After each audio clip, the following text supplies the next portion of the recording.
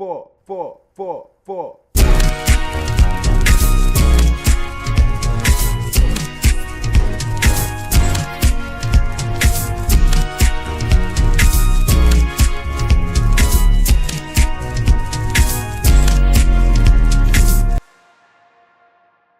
Hey guys, welcome back to another episode of FormuLATTE. Today, we're here with Mr. Matt Z. Mr. Z got his bachelor's degree from Rutgers University in biochemical and chemical engineering. He's currently getting his master's degree from the University of Pennsylvania in computers and IT.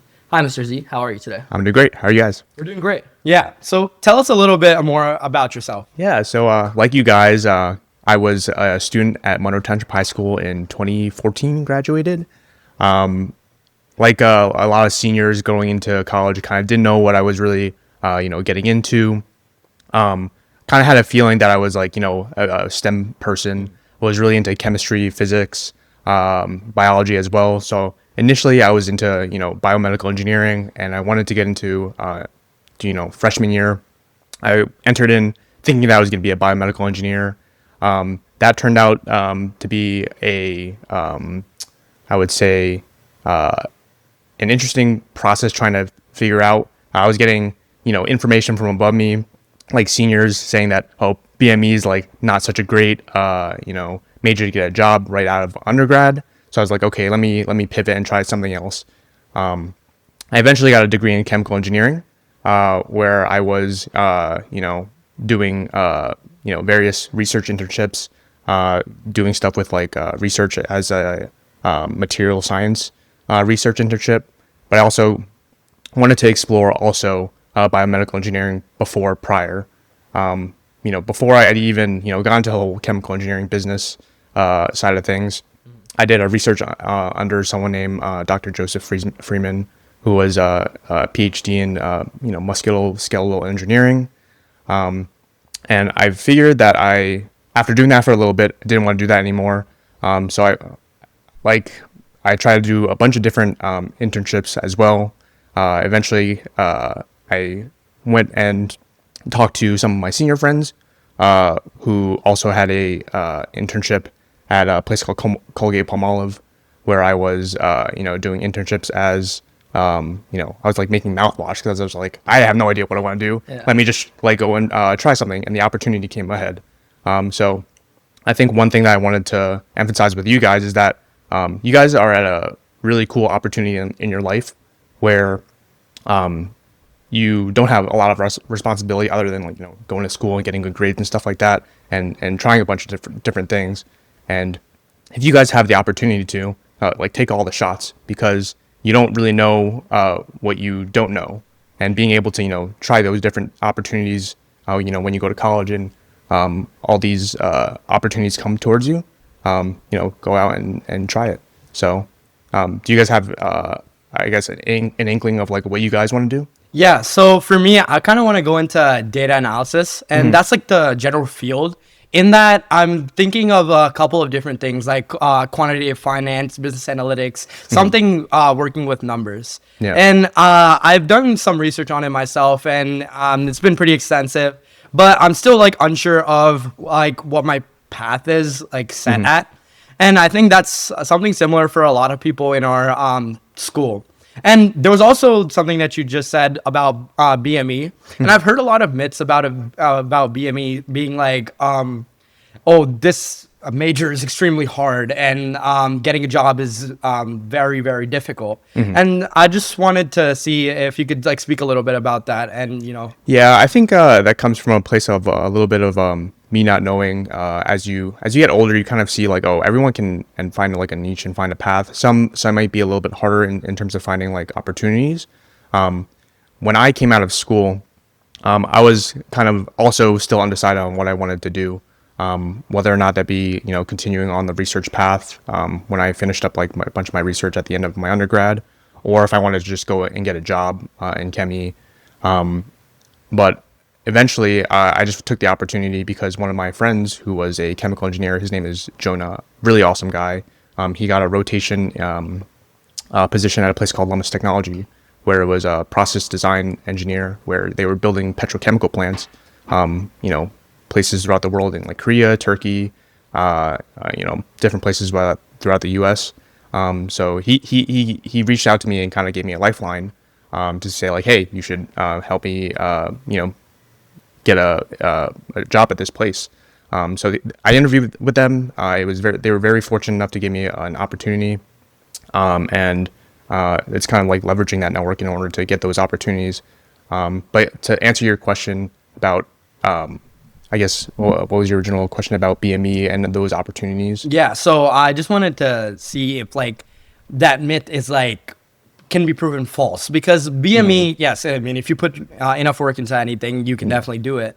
But I've heard a lot of people say that BME is like one of the hardest majors to do because of the workload and like the opportunities. So maybe it's like, how can one get an opportunity in that major and pursue that? Yeah, I think generically, I can say maybe generically for people going into this engineering and want to get those research internships and stuff like that. I took one seminar at Rutgers. It was a BME seminar. Funny enough, I was, it was in engineering your first year. You're not really majoring anything. You're just kind of like targeting to see what you could potentially get, but you just take all the same, core like STEM classes and stuff like that. But I took a seminar class with one professor that I thought was really interesting. Got to know him a little better, and then eventually he liked me enough to take me under his wing, and get the opportunity to work in his lab. And I got to work up with a bunch of really cool mentors that were PhD students at the time, and they got to take me under their wing to do their research, help out with the research. So I would say if you're going into college and you want to go into whatever major, it doesn't have to be BME, but whether that be chemie, BME, even like computer science, go talk to people that are in positions of, positions that you see yourself in the future, and see if there are opportunities that you can help out with, even if it's just like, it's almost kind of like volunteering as like a research internship at college, where you're not really getting paid that much, but you're paying with your own time to help out and get experience in that specific field. So definitely go out and continue to do what you guys are doing, and just keep on talking to people and see where those opportunities, lie ahead. Yeah. Yeah. I mean, yeah, I think it's important to be able to pivot, and that's something I'm worried about right now. Cause like my goal has always been to be a corporate lawyer, like when I grow up. But right now I'm not thinking about like majoring in anything like political science or pre-law or anything like that. I'm thinking of majoring in finance, because I want to be able to get a job out of my undergrad and then like make enough money to be able to afford like a decent amount of like, because law school is very expensive, right? So I think the fact that it's the first year classes are like, they're just basic classes that general electives that everyone has to take, right? And then you can become more specialized from there. I think it's important that colleges have that opportunity. Yeah. The one thing I also wanted to talk to you guys about, and you brought up a point, like school is very expensive, back when my parents and their parents went to school, the cost of education has been, inflated over the years so much. And one thing that allowed me to go to, start going to grad school and, being able to take these new opportunities that I'm taking right now is that I was able to, try to minimize the amount of debt that I had going forward, which is something that is not really talked about when you're, choosing schools and stuff like that. So if you guys are not so fortunate to have, help out from your parents or other sources of income to, help subsidize school, one thing you can also do is if you go into, well, one is choice of college, where if you kind of want to get your STEM courses or basic courses out of the way, community college is also a great opportunity to get those out of the way and then transfer into a state school, or you choose a state school that you can afford, and you get those credits out of the way, and then also apply for scholarships at the same time. One thing that really helped out me, and I was extremely grateful for, was that I didn't get high enough SAT scores to get into like the top schools or anything like that. I didn't even get high enough SAT scores or GPA to qualify for like full scholarships that some of your friends or you may have. But I went to Rutgers, which was a in-state school for all the New Jersey folks out there.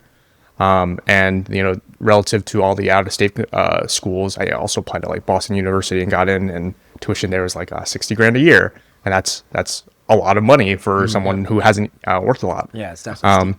Yeah, so one thing that helped me was that I did well my first year at Rutgers, and then I applied to just like a generic engineering scholarship, and then they divvy it out based off of like how well you did, and then they wound up giving me like 10 grand a year to help out with the tuition, which was at the time was really helpful for my family because they were me and my two sisters who were also going to school at the same time.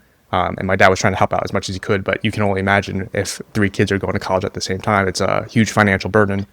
So he was also very grateful for that as well. So I reached out and thanked the sponsors, and I was just like, oh wow, this is something that's really meaningful for me because it really helped out my family.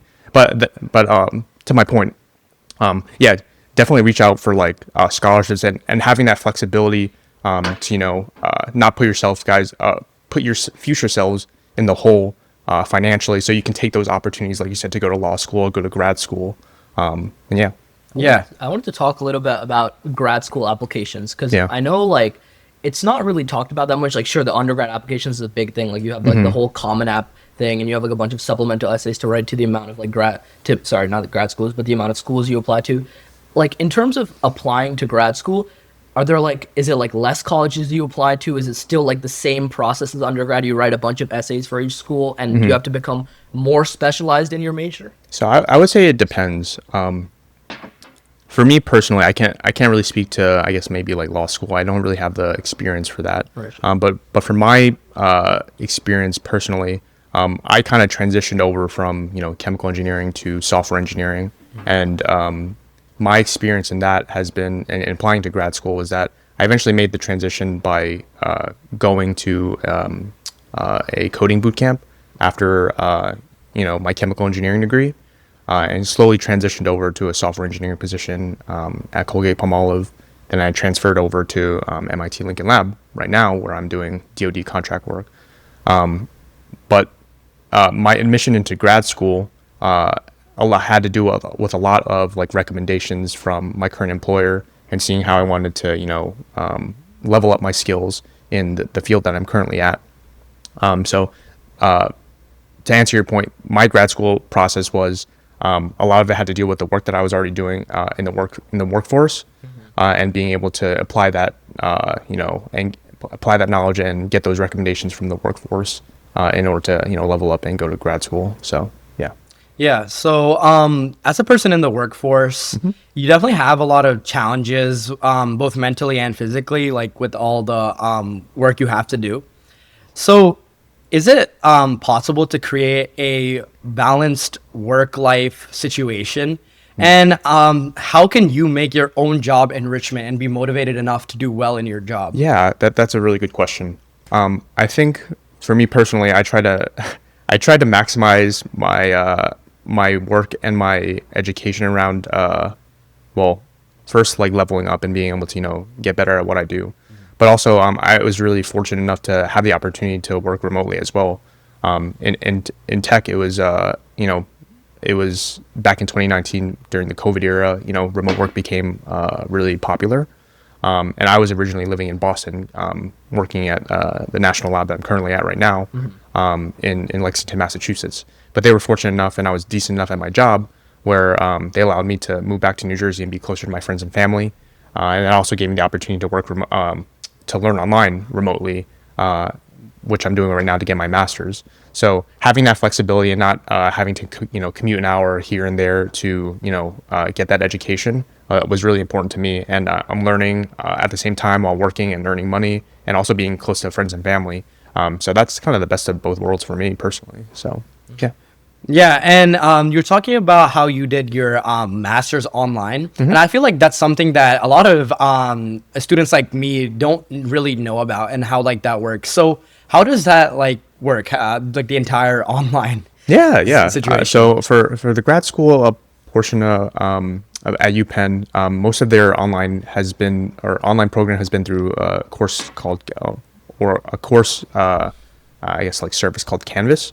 And they basically have pre-recorded lectures in order for you to, go through the lectures yourself at your own pace asynchronously, and, learn at your own pace, and, take those tests when you need to in group projects and stuff like that. I do have to admit, if it's for if you haven't done it before, it could be a little isolating, where it's just like, okay, you're used to, being in class and, getting that extra help from professors. But that's more for someone who's like able to, teach and learn by themselves and, get assistance for, and able to search for their answers on their own a little bit too. So also something to take into account if you're like, applying to those types of schools. So. I mean, yeah, we've talked about like a lot of things so far. We talked about bachelor's degree, master's degree, even a lot of work experience that you have. I mean, it's pretty like impossible to like know you're going to do all this stuff like in high school, right? And a lot of students were worried. Like a lot of people are worried about like, they don't know what they're going to do. They don't know if they're going to get a master's degree, this, that. I'm sure like you faced some challenges in high school that made you like reconsider even like going into engineering as a whole. Like, was that something that popped up? Oh yeah, definitely. That's also a really good comment too, because I remember in high school, like taking like all these AP classes, like, oh my God, this is so much. And like going to college, you see like the mountain ahead of you. And it's just like, okay, this is, you feel in the moment that it's like impossible. But I think one thing you kind of have to have when you're going into like these endeavors in life is just kind of like, oh, people have done this before. And one thing that you have to keep into account is that, people have done it before, and you kind of have to have a little bit of like a crazy mentality, be like, okay, if they've done it, I can do it too. And have like that belief in yourself that you can, learn whatever you have to do and break things into small bits. That's also part of engineering too, is like you break a problem down into really small bits and solve it piecemeal. And then, get to where you need to go. So there is a lot of fear, like even people at your stage too, like you probably don't know what you want to do with like the rest of your life either. There's still like, I think every day we learn like a lot of new things based on like what we learned the previous day, right? I mean, I think when I started high school, like I wasn't really thinking about law that much. Honestly, I wasn't thinking about much of anything in freshman year, right? I was just doing whatever I could. I was just taking all honors classes, right? I mean, I figured out like by the end of freshman year that science was not it for me. I mean, honors bio is still my lowest grade in high school. Terrible. No, that's okay. Yeah, and I think my main strength is in like speaking. I like math a little bit too, but like I like English and history a lot. And so about like school and stuff, it's all like that stress that you get. Like this year, junior year, has been completely like crazy. SAT, ACT tests, APs, school, all of that. And in the summer, what can a student do to, make themselves more ready for college? Because that transition is bigger than any other transition that you had previously. So what are some things that you can do to just like prep yourself for that new experience? Yeah, that's a good question. Well, if you're going to live on campus, I would say, definitely learn to cook. If don't have like a meal plan or stuff like that. But I would also say, in terms of like just getting ready for school, or getting ready, well, if you have an idea of like what you want to do, just kind of like a game plan of like, people that you envision yourself, talking to in the future, whether that be like professional or, social as well. College for me was an awesome time. Some of my best friends came from Rutgers. I'm still friends with to this day. And even though they live on like the opposite side of the country, or, some are in Colorado, kind of envision yourself, being part of a social group that, help carry you guys forward. And to that point too, just like, work it and everything is, super important. You got to pay your bills at the end of the day, but, take the time to, do what you guys are doing now. This stuff is important, for what you guys are, want to do in the future. And, be able to be sociable and, have fun in college too, because it's not all about work. Exactly. You gotta have fun too. So yeah. And you mentioned like the financial side of like college, and I just wanted to see how like one can like get a student loan, or like if that's the best decision for a student. I would. So I'll speak to my experience. So like when I graduated from Rutgers, I had about 26 grand of student loans, and getting that initial job from my friend that recommended me, his name is Jonah. They were making around like 80 grand a year coming out of school. And my initial goal was to just be able to pay off that student loan as fast as possible. So move back in with the parents, which is not super fun, but I'm grateful for the opportunity to, be able to just like pay down my debts, finish that in like 8 months, which if you know, like after taxes that you get like around like 30% of taxes taken Yeah, off. So yeah. I was like shoveling a bunch of money just to pay off debt. But that allowed me to have the flexibility of like, hey, I didn't want to, stay in the field. I knew I didn't want to stay in the field for that long and transition over into software. So that gave me the flexibility to, hey, I'm done. Then, the government can't penalize me for not paying back my debts. And then I wound up, being able to transition and give myself a little bit more flexibility. But to your question about, whether or not you want to, take out those student loans, by taking out those loans, you kind of put yourself in a hole in the future and put put yourself at a disadvantage in the future to be able to not take shots because, you have like this debt hanging over your neck. So my advice is that try to reduce the amount of loans that you take out. If you have summer internships, try to pay back those debts as soon as possible. So, your interest doesn't build up. And yeah. So. I just wanted to end off on a little bit of a fun note here. Yeah. Could you tell us the hardest and the easiest class you took in college so far? Hardest class I took in college.